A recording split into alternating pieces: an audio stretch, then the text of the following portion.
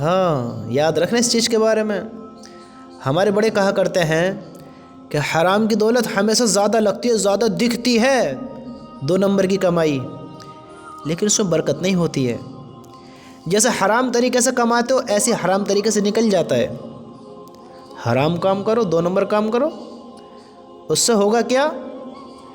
تمہاری شکل پر، تمہارے چہرے پر ایک تو رونق نہیں رہے گی، تمہارے گھروں میں، تمہاری زندگی میں سکون نہیں رہے گا، نہیں رہے گا۔ حرام کھانے سے تمہاری اولاد تمہاری وفادار کہاں بنے گی بتاؤ؟ حرام کے لقمے کھلانے سے وفاداری ان کے اندر آئے گی؟ ان کے جذبے پیدا ہوئیں گے ان کے اندر؟ نہیں ہوئیں گے۔ حرام کا نقصان بہت ہے، کھائیں گے سب اور حساب تک تجھے دینا ہے، کیونکہ حرام تو ہی تو کر رہا ہے۔ حرام کی دولت زیادہ دکھتی ہے لیکن اس میں برکت نہیں ہوتی ہے، زیادہ دکھتی ہے لیکن پورے کام نہیں بناتی ہے۔ حرام کی کمائی انسان کو ہلاک و برباد کر دے گی، اور حلال کی کمائی انسان کو کامیاب کرا دے گی۔ حلال کی کمائی تھوڑی دکھتی ہے لیکن اس میں برکت ہوتی ہے، اللہ بھی راضی ہوتا ہے، حساب کتاب میں بھی آسانی ہوتی ہے، اور دیکھو اس میں سکون بھی ہوتا ہے۔ حرام میں سکون نہیں ہے، حلال میں سکون ہے۔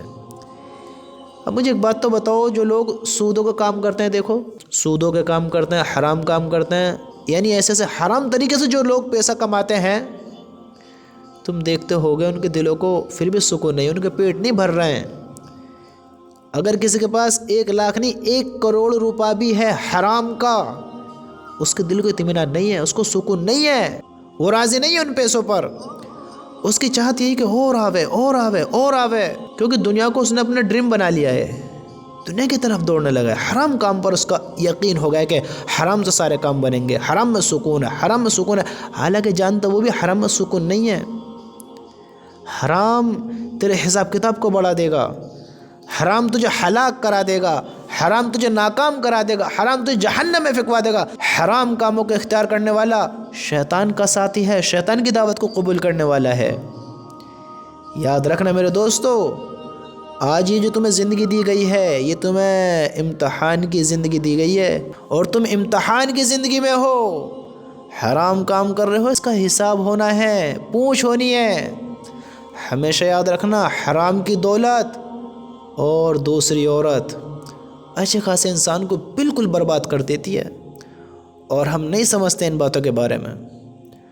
ہم زناؤں کی طرف بھی جاتے ہیں، دوسروں کی بیویوں پر گندی نگاہ رکھتے ہیں، حالانکہ اللہ نے خود کی بیوی دی ہے، خود کے بچے بھی ہیں، خود کی فیملی اچھی خاصی چل رہی ہے، لیکن دوسری عورت پر نگاہ رکھنا خود کے گھر کو تباہ کرنا ہے، خود کی زندگی کے سکون کو تباہ کرنا ہے، اللہ کی ناراضگی مانا ہے۔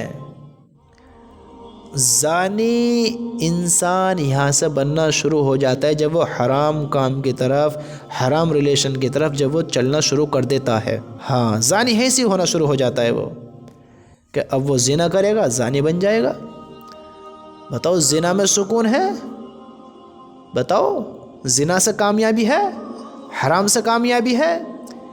اسلام نے پرمیشن دی، اجازت دی اس چیز کے بارے میں؟ اللہ کا حکم ہے حرام سے بچو، زنا سے بچو، نکاح کرو، نکاح۔ اللہ نے اپنی خواہش پوری کرنے کے لیے اللہ نے نکاح کا راستہ رکھا تو ہے، اور اللہ نے تمہیں بیوی بھی دی ہے۔ بہت لوگ ایسے ہیں بیوی ہونے کے بعد بھی جو یہ غلط کام کرتے ہیں، میرے بھائی بہت بڑی پکڑ ہونے والی ہے، تو دھوکے سے نکل۔ دوسری عورت اور حرام کی دولت انسان کو برباد کر دیتی ہے، برباد۔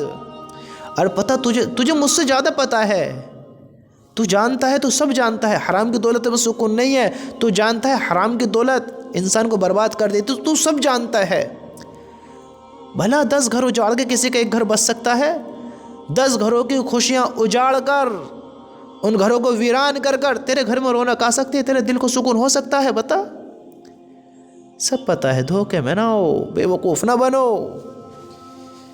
میرے بھائیو، حرام کی دولت سے بچو اور حرام ریلیشنوں سے، زناحوں کے کام سے بچو۔ یاد رکھنا، حرام کی دولت اور دوسری عورت اچھے خاصے انسان کو برباد کر دے گی، بیکار کرا دے گی، دنیا بھی خراب ہوگی، आखिरत भी उसकी तबाह व बर्बाद होगी। और अल्लाह की कसम, जो इंसान आखिरत में फेल हो गया उसका कौन साथी होगा, कौन उसका साथ देगा बताओ। वो कहेगा रहम करो रहम करो। अल्लाह का नाफरमानी कर कर गया, अल्लाह ने आज़ाब में फेंक दिया, फरिश्ते तोड़ेंगे।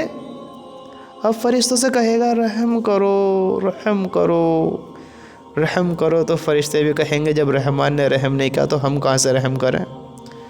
आज हम नहीं सोचते हैं कि वो अज़ाब कैसा होगा, हम नहीं सोचते हैं फरिश्तों की मार क्या होगी, अल्लाह का अज़ाब कैसा होगा।